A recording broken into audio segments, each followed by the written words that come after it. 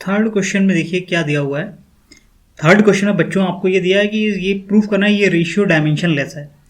अगर हम लोग थोड़ा सा इस पे ध्यान दें तो एक्चुअली यहाँ पे ये जो हमारा एक्सप्रेशन दिया हुआ है, इस एक्सप्रेशन को अगर हम थोड़ा सा अलग करके लिखते हैं तो देखिए अभी हमें समझ में आएगा कि एक्चुअली ये लिखा कब है के ई square upon G M E M P.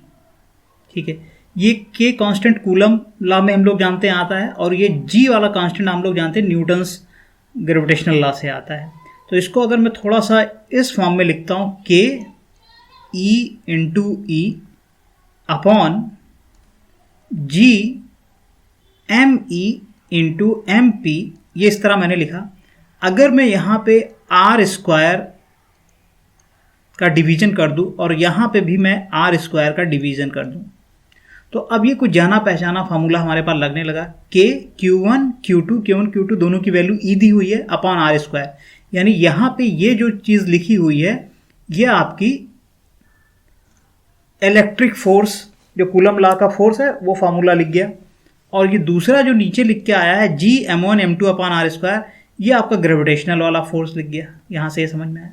तो हम ये कह सकते हैं ये दो फोर्स जो लग रहा है दो इलेक्ट्रॉन के बीच में लग रहा है, और यहाँ पे ये जो ग्रेविटेशनल फोर्स है वो इलेक्ट्रॉन और प्रोटॉन के मास के बीच में लग रहा है। तो यहाँ से एक कंपैरिजन हम लोग अगर करना चाहें तो ये फोर्स आ गया, आर स्क्वायर से आपने डिवाइड किया था, ये फोर्स आ गया आपका इलेक्ट्रिक फोर्स, इसको मैं ई लिख देता हूँ। और यहाँ पे ये फोर्स जो आ गया ये ग्रेविटेशनल फोर्स आ गया। ठीक है, ग्रेविटेशनल फोर्स। यहाँ से इजीली आप ये समझ सकते हैं कि दोनों फोर्स हैं, इलेक्ट्रिक फोर्स है और ये ग्रेविटेशनल फोर्स है। फोर्स चाहे कुछ भी हो, उनका डायमेंशन जो होता है एम एल स्क्वायर टी की पावर -2 ही होता है। तो ये दोनों जब फोर्स हो गए तो दोनों का डायमेंशन सेम हो जाएगा। अगर हम इस पूरे क्वांटिटी का डायमेंशन निकालना चाहेंगे तो वो एक डायमेंशन लेस क्वांटिटी आ जाएगी, क्योंकि ये दोनों फोर्स प्रूफ हो गए हैं यहाँ से। तो ये एक लाइन में क्वेश्चन इजीली सॉल्व हो जाएगा।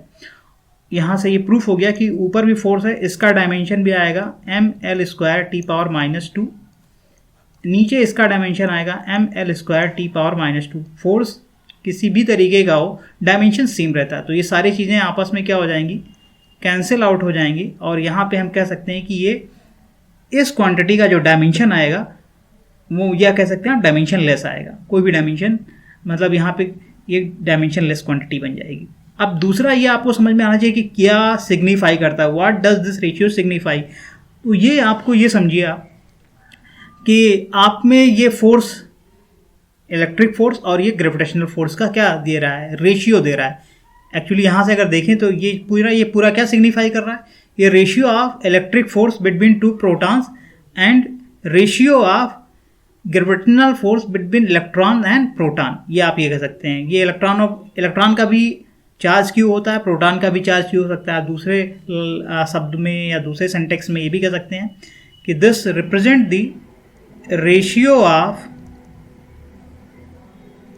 Electric force between electron and proton situated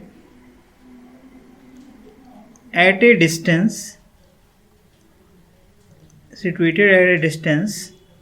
r is to gravitational force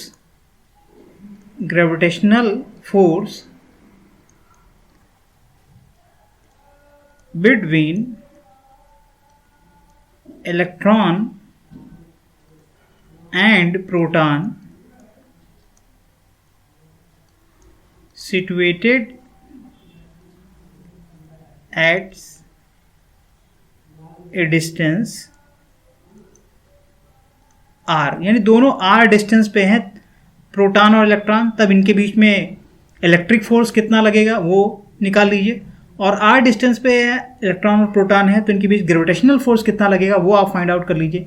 इन दोनों का रेशियो ही आपको क्या दिखाई देगा, ये क्वांटिटी दिखाई देगी। ठीक है, इसमें हमको रेशियो की वैल्यू भी निकालनी है। कांस्टेंट की वैल्यू हमको टेबल से चेक करना है, तो हम सारे कांस्टेंट अगर यहाँ पे इसके रेशियो कैलकुलेट करना चाहें तो रेशियो हमारा क्या हो जाएगा, के ई स्क्वायर, यहाँ से के ई स्क्वायर नीचे G M E M P. तो हम लोग वैल्यू रख के इसकी कैलकुलेट सकते हैं। ये कूलम वाला कांस्टेंट आता है 9 इंटू 10⁻9 इसकी वैल्यू होती है। ये 4 ई की वैल्यू 1.6 इंटू 10⁻−19 कूलम होती है, तो इसको हम लोग इस तरह लिख देंगे 1.6 इंटू 10⁻−19 का होल स्क्वायर। और नीचे जी की वैल्यू भी हम जानते हैं 6.67 इंटू 10⁻−11 होती है। इसका हमको रेशियो की वैल्यू निकालनी है, इसलिए मैं सारी चीज़ें कर रहा हूँ। मास ऑफ इलेक्ट्रॉन आपका होता है 9.11 इंटू 10⁻−31 kg, ठीक है। और मास ऑफ प्रोटॉन होता है 1.67 इंटू 10⁻−27 kg।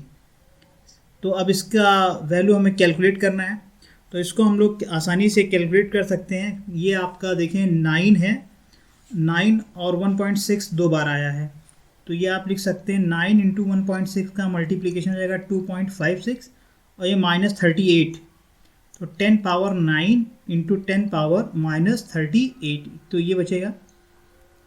दूसरा आपका 6.67 और 9.11 है। अगर मैं इन दोनों को मल्टीप्लाई करता हूँ तो आपके पास क्या आएगा, यहाँ से आप देख सकते हैं 60.76, इसका और इसका मल्टीप्लिकेशन 60.76 आ जाएगा, और ये आपका 1.67 है। अब मैं इन सबको ऐड अगर कर लेता हूँ तो ये आप देखेंगे तो ये हो जाएगा यहाँ से -11, -31 और -27, तो ये आपका हो जाएगा -69, 10⁻⁻69 ये हो गया। फिर से अगर 9 और 2 इसको मल्टीप्लाई आप करेंगे तो ये वैल्यू आपकी आ जाएगी, मैं यहाँ पे 23.04, और यहाँ पे इन दोनों का मल्टीप्लिकेशन आपका आ जाएगा 101.46, ये आ जाएगा। 10 ये 9 है और ये 38 है, इन सबको 10 की पावर को मैं अगर एक साथ कलेक्ट करूँगा तो 9 और -38 ये हो जाएगा आपका -29 यहाँ से, ठीक है। और ये पावर ऊपर चले जाएगी, ये ऊपर हो जाएगा 10⁻69, तो 16। और अगर आप 23.04 को यहाँ से 23.04 को अगर मैं डिवाइड कर रहा हूँ 101.46 से, तो वैल्यू आपकी आ जाती है ये 0.227, और ये आपका आ जाएगा यहाँ से 10⁻40, ठीक है। 69 29 40 बचेगा यहाँ से, और एक डेसिमल अगर हम पीछे लेके चले जाते हैं तो 2.27 इंटू 10⁻39 आ जाएगा। तो ये रेशियो आ जाएगा इसका, यहाँ से जो हमको फाइंड आउट करना था, इसका रेशियो ये आ जाएगा। तो ये क्वेश्चन बहुत सिंपल, तो मैं कैलकुलेशन वाइज कह सकते हैं, अदरवाइज ये क्या रिप्रेजेंट कर रहा है ये भी पता चल गया आसानी से।